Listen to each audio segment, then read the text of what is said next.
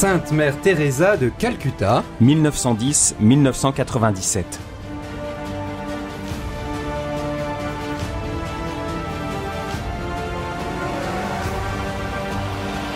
Pour la première fois dans l'histoire de l'Église, une congrégation indienne, les missionnaires de la charité, essaiment dans le monde entier, y compris dans les pays de vieille chrétienté. Leur fondatrice, Mère Teresa, jeune religieuse albanaise, arrivée à Calcutta à 19 ans pour enseigner, a été canonisée par notre pape François en ce mois de septembre 2016. Sa vie peut se diviser en 3 périodes. Des années héroïques, où elle créa la congrégation des missionnaires de la charité, objet de notre précédente émission. Les années laborieuses, qui voient l'expansion de son activité hors de Calcutta et de l'Inde, et qui sont couronnées par le prix Nobel de la paix en 1979. Enfin, la 3e période, les années glorieuses, sont les années où la Mère sans frontières connaît une célébrité extraordinaire. Dans ce 3e volet de votre émission Pèlerin de Dieu, consacré ce mois-ci à Sainte Mère Teresa de Calcutta, plongez avec nous dans les bidonvilles de Calcutta en compagnie des sœurs missionnaires de la charité.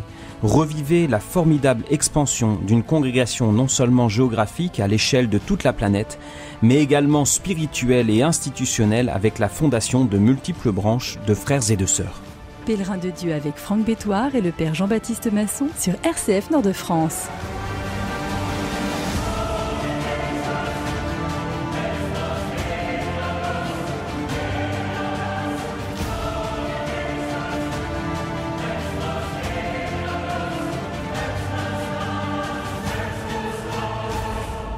Sainte Teresa de Calcutta. Alors pour revenir sur nos précédentes émissions, nous avons vu les années de la jeune albanaise, de son appel à la vocation religieuse et puis son arrivée à Calcutta. Il est bien de rebrosser un portrait de ce Calcutta dans les années 1950, l'une des plus grandes villes du monde avec une densité à l'échelle du continent indien, c'est-à-dire les plus fortes de toute la planète.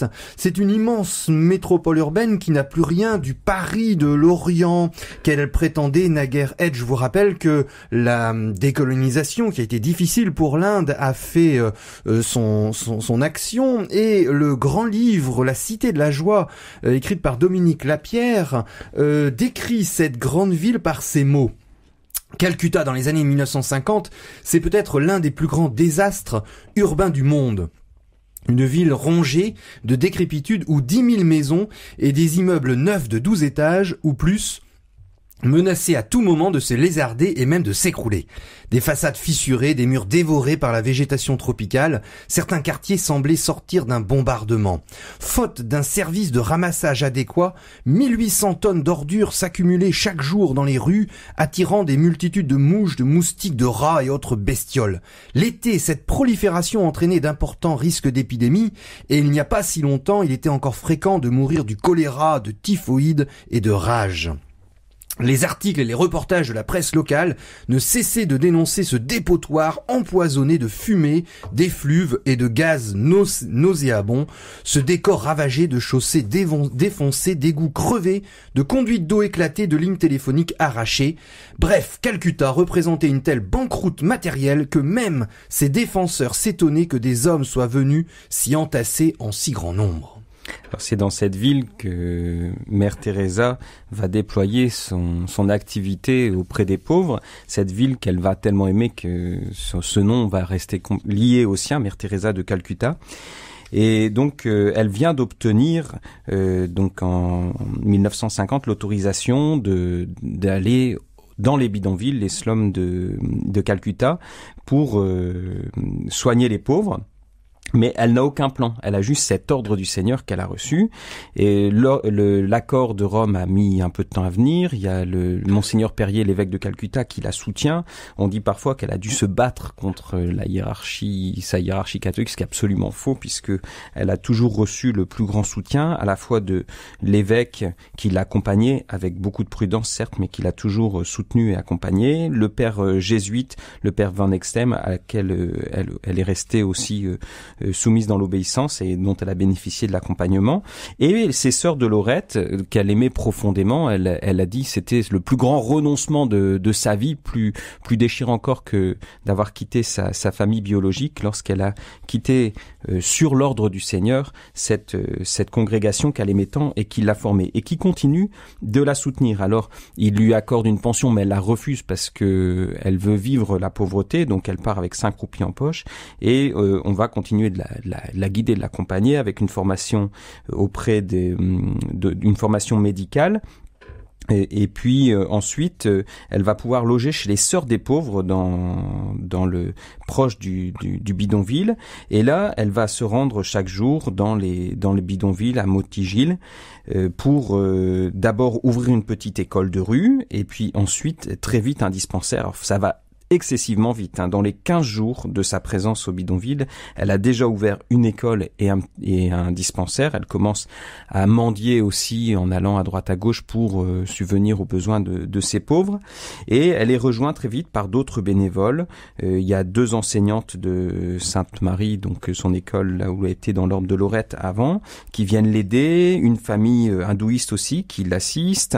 2 hommes catholiques bengalis. Mais ce sont des laïcs et elle se rend compte aussi qu'ils n'ont pas la disponibilité du fait de leur travail, de leurs obligations familiales, la disponibilité nécessaire pour le service qu'elle leur demande. Et donc elle comprend très vite que pour persévérer dans le travail auprès des pauvres, il faut, dit-elle, un grand pouvoir qui vous pousse par derrière et seule la vie religieuse peut donner ce pouvoir.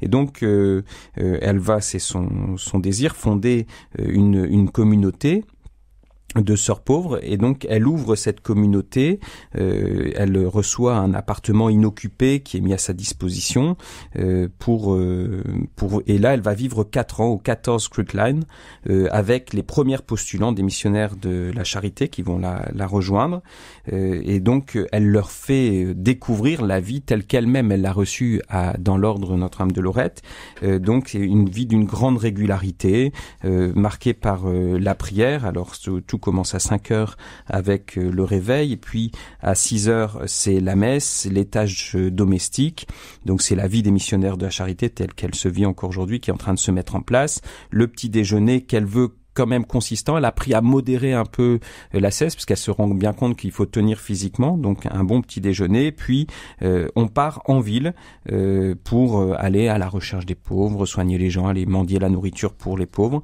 Alors au début, c'est dans le premier emploi du temps, c'est le matin consacré à l'école, l'enseignement des enfants, et l'après-midi, après un repas et une sieste,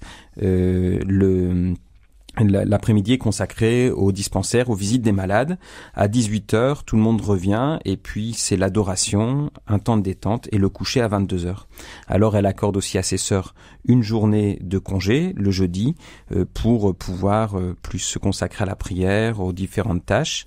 Et donc c'est dans ce cadre-là qu'elle va déployer une activité absolument incroyable, une énergie extraordinaire pour fonder ses premières œuvres, notamment donc les œuvres auprès des enfants et des malades et des mourants.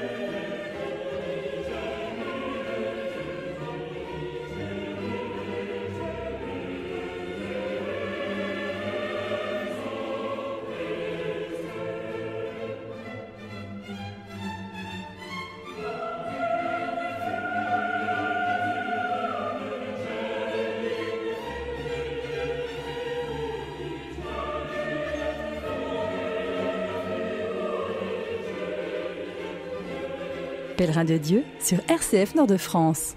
Nous sommes dans la très grande ville de Calcutta dans les années 1950 et nous suivons pas à pas la grande sainte Mère Teresa qui débute dans son appel dans l'appel auprès des plus pauvres, des plus démunis. Elle a quitté son école des sœurs de Lorette et puis elle va fonder petit à petit sa grande congrégation qui va devenir plus tard internationale. Et là on est tout à fait au début, avant cette pause musicale avec son travail au cœur des bidonvilles de Calcutta avec un dispensaire et puis c'est petit à petit les premières sœurs qui vont l'aider dans son action au profit des enfants, des plus pauvres, hein, c'est une école. Et puis il va y avoir, elle a 42 ans, nous sommes en 1952, la création de la maison au cœur pur. Alors, c'est tout à fait étonnant, ce sont les événements qui guident la vie, puisque Mère Teresa sort pour tous les jours, et là, elle rencontre à 2 reprises la mort, face à des personnes concrètes, près d'un hôpital, au coin d'une rue, un homme est en train d'agoniser à même le sol. Elle se précipite jusqu'à l'hôpital pour demander de l'aide, mais en vain, parce qu'il n'y avait pas d'argent, l'homme n'a pas d'argent. Et le temps d'aller chercher des médicaments dans une pharmacie amie qu'elle connaissait, elle revient voir l'homme et l'homme est décédé. Et alors là, elle est en colère. Elle dit, ils prennent l'ensemble de la ville. Nous prenons plus grand soin des chiens et des chats que des êtres humains. Et puis, cette première colère est encore amplifiée lorsqu'un matin, en sortant toujours de la maison, elle découvre une femme encore vivante dont le corps a déjà commencé à être dévoré par les rats. Et là, Mère Teresa se dit, il y a absolument quelque chose à faire pour les mourants. Elle souhaite trouver un local où les agonisants, les personnes qui sont vraiment à la fin de leur vie, seraient amenés et où ils pourraient mourir en paix, avec autour d'eux un minimum de chaleur et d'amour. Alors, conscientes du drame, les autorités municipales sont impuissantes et proposent à Mère Teresa un local, d'abord en périphérie, loin des quartiers populaires. Elle refuse. Et puis après, il y a une deuxième proposition, en plein cœur de ville cette fois, un bâtiment vétuste car abandonné par la mairie, utilisé autrefois pour accueillir les pèlerins venus de se recueillir devant la statue de Kali, et à côté d'un grand sanctuaire médiéval de Kaligat. Et ce bâtiment, elle va l'utiliser et elle va, donc c'est le 22 août 1952, elle a 42 ans, jour de la fête du Cœur Immaculé de Marie. Mère Teresa inaugure officiellement, en présence du vicaire général, cette maison du Cœur Pur, avec un écriteau sur la porte qui précise « Foyer pour les mourants abandonnés ». Et donc il y a 2 salles où on installe des lits de camp et des civières presque à même le sol, avec un dépouillement absolu. Et là, les sœurs sont confrontées aux mourants. Et cette mission, qui est d'abord pour soulager le corps, est également spirituelle. Elle passe d'un lit à l'autre. Elle facilite le baptême pour ceux qui le désirent. Il y a des oppositions, notamment des mendiants et des trafiquants. Et puis un prêtre du temple de Kali qui menace de mort Mère Teresa, et l'un des prêtres va finalement être accueilli dans cette maison au cœur pur, et en s'apercevant que cette bonté n'a pas de frontières et que elle a un charisme absolument extraordinaire. Autre œuvre qu'elle va fonder également, c'est ce qu'on a appelé les Sishu Bhawan, qui sont donc des centres de lumière et de vie pour les enfants, d'espérance et de vie, donc des maisons pour accueillir les enfants. Il y avait énormément d'enfants abandonnés ou d'enfants dont on ne pouvait pas s'occuper, notamment les enfants handicapés. Et donc elle les accueille pour leur éviter la mort, tout simplement.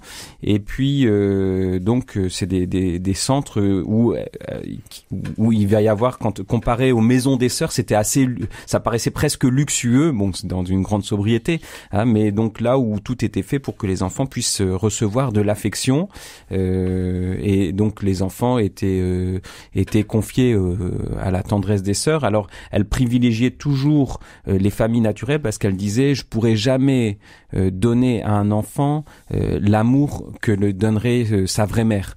Hein, mais bon, les enfants n'étaient pas en reste d'affection. Là, c'est là où ils apprenaient souvent à retrouver la parole après des périodes de délaissement, et où ils étaient choyés.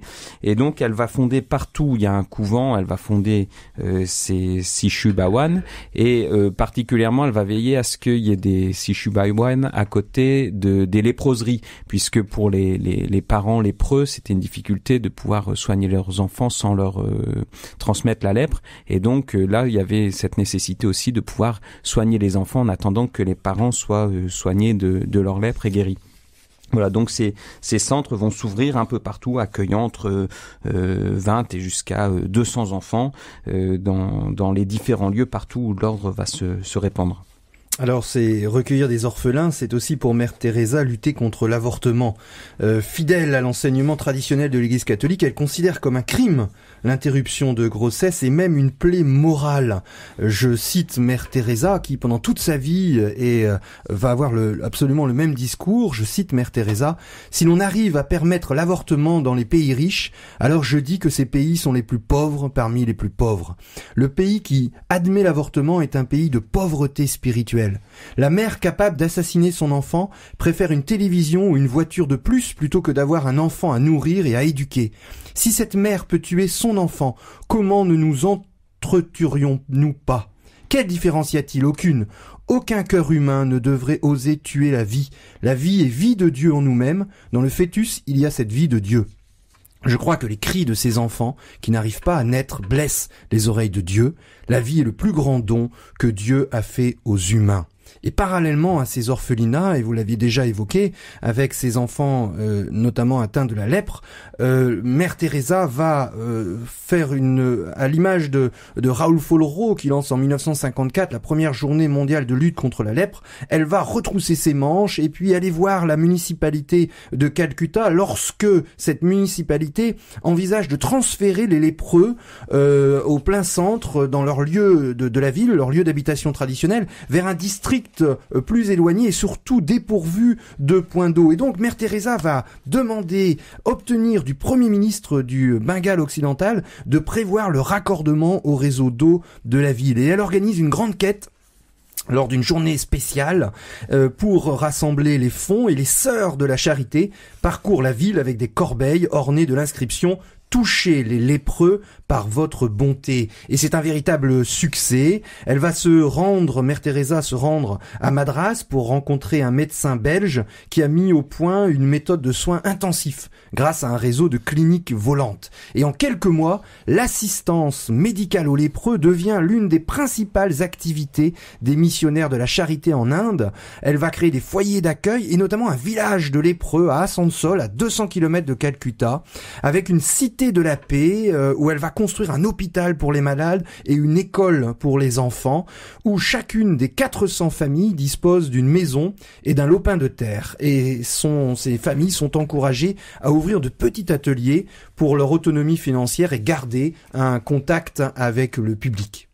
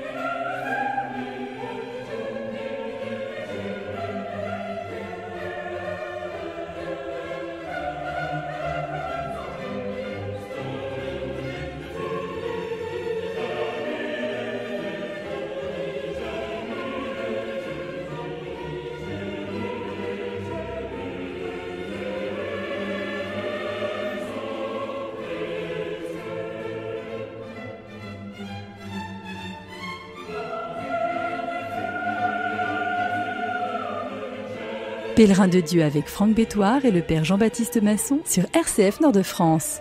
Le 10 septembre 1946, Mère Teresa, dans le train qui la conduisait à Darjeeling, recevait cet appel dans l'appel à venir aimer le Christ dans les pauvres. Elle mettra 2 ans à obtenir l'autorisation pour quitter cet ordre de Lorette et aller dans les bidonvilles, commencer à fonder ses œuvres auprès des plus pauvres. En 48, elle est rejointe par quelques sœurs, surtout des anciennes élèves de Sainte-Marie, là où elle enseignait avant comme sœur de Lorette. Il y a la sœur Agnès qui est la première à la rejoindre, petite et réservée, puis la sœur Magdeleine qui deviendra sœur Gertrude, voilà, qui est grande et extravertie, puis l'arrivée se succède, voilà, surtout des anciennes élèves qui remplissent le premier appartement à Crickland qui est la maison où naît cette petite congrégation. En 1950, la communauté reçoit l'approbation de l'évêque. Le Monseigneur Perrier a confié au père Van Exem, l'accompagnateur spirituel de Mère Teresa, le soin de rédiger des constitutions pour la nouvelle communauté selon l'inspiration qu'a reçue Mère Teresa. Et donc en 1950, c'est l'approbation de cette congrégation diocésaine. Donc pendant 10 ans, le développement va être uniquement diocésain puisqu'il est interdit avant l'écoulement des 10 premières années, de fonder d'autres œuvres en dehors du diocèse de Calcutta. Et donc, c'est là, en 1953, il y a 25 sœurs qui habitent maintenant en Crickland, autour de Mère Teresa. Et donc, il faut plus grand, et il y a une maison qui deviendra la maison mère, donc qui va être trouvée un petit peu plus loin. Et donc à Circular Road, et donc c'est là que la communauté va commencer à se développer de plus en plus. Il y aura également la fondation d'assistants en quelque sorte. Beaucoup de gens viennent aider les missionnaires de la charité pour des aides ponctuelles, pour appuyer ce développement de cette intense activité missionnaire auprès toujours des plus pauvres d'entre les pauvres. Alors après une dizaine d'années où elle est dans le diocèse, elle rêve d'étendre sa congrégation missionnaire à l'ensemble de l'Inde, et quasiment juste après les 10 années, un mois après, une autre maison s'ouvre à Delhi, la capitale politique du pays. Alors je vais vous raconter une petite histoire avec le Premier ministre Nehru qui participe en personne à l'inauguration du lieu, et ce jour-là, Mère Teresa, évidemment qui est présente, s'adresse au Premier ministre et aux invités tout au début, et elle leur dit: allons d'abord saluer le maître de la maison. Alors Nehru et la cohorte de hauts fonctionnaires, vous imaginez, qui l'entourent, se dirigent vers la chapelle, et là, devant une représentation pas toujours flamboyante du Christ, le Premier ministre indien s'incline, les mains jointes, pour un salut hindou traditionnel, et puis les enfants hébergés dans le foyer offrent des prières et des petits sacrifices à Dieu pour lui demander en retour de bénir celui qui préside aux destinées du pays. Alors Mère Teresa fait un dialogue avec le Nehru, le Premier ministre indien. Mère Teresa lui demande: monsieur, voulez-vous que je vous expose quel est notre travail? Et le Premier ministre indien dit: non mère, ce n'est pas la peine, je sais ce que vous faites et c'est la raison pour laquelle je suis venu. Alors à partir de là, le succès est incroyable, et ça tient évidemment à la personnalité charismatique de Mère Teresa. 10 religieuses multipliées par 10 en 10 ans, et puis en 20 ans c'est multiplié par 100. On arrive à plus de 1300 religieuses à la fin des années 1970 dans 164 maisons, dont 98 en Inde. Et là, on a sauté un cran, puisque la congrégation des missionnaires de la charité était simplement en Inde, et ça va s'étendre au monde entier. Alors au début, ça va être un petit peu difficile. À 50 ans, elle se rend à Rome, et puis là, les cardinaux responsables de la sacrée congrégation pour l'évangélisation des peuples disent que c'est pas tout à fait le moment. Je vous rappelle qu'on est dans les années 60 où toutes les congrégations ferment partout dans le monde. On a une rareté des vocations absolument dramatique. Et puis la visite de Paul VI en Inde en novembre 64 va donner un appui nécessaire, et finalement à 55 ans, une première maison est ouverte au Venezuela et quasiment dans tous les continents. Alors il y aura également la fondation d'une branche masculine en 1963, donc c'est la création des frères missionnaires de la charité. Les sœurs commencent à éprouver certaines difficultés, notamment avec les enfants des Shishu Bawan qui étaient accueillis entre 0 et 7 ans et forcément qui grandissent, et donc il y a besoin d'hommes pour assurer certaines tâches, notamment des tâches éducatives ou d'autres tâches dans la léproserie de Kaligat qui pose aussi des difficultés pour les sœurs qui doivent les affronter. communauté. Alors donc elle a ce souhait de fonder des frères. Alors à l'époque, donc Monseigneur Perrier est décédé, c'est un nouvel évêque, Monseigneur Vincent, qui est beaucoup moins encourageant que son prédécesseur. Et donc elle s'attend à avoir un refus. Elle envoie le père Van Exem pour faire cette demande. Et en 5 minutes, tout est réglé. Il comprend qu'il y a cette nécessité d'avoir des frères et donc il donne son accord. Mère Teresa regroupe 6 hommes. Alors c'est des débuts un peu chaotiques puisque c'est un univers de femmes. Alors il faut s'adapter. Alors elle essaye de s'adapter en leur faisant faire du sport le soir, du volleyball. Donc progressivement elle comprend qu'il faut donner une autonomie à cette communauté qui, avec un jésuite australien, le frère Andrew, commence à prendre son envol. 15 frères et puis d'autres les rejoignent, qui s'occupent alors de délinquants, de drogués, d'alcooliques, d'autres missions plus adaptées à leur vocation masculine, qui complètent admirablement l'œuvre de Mère Teresa.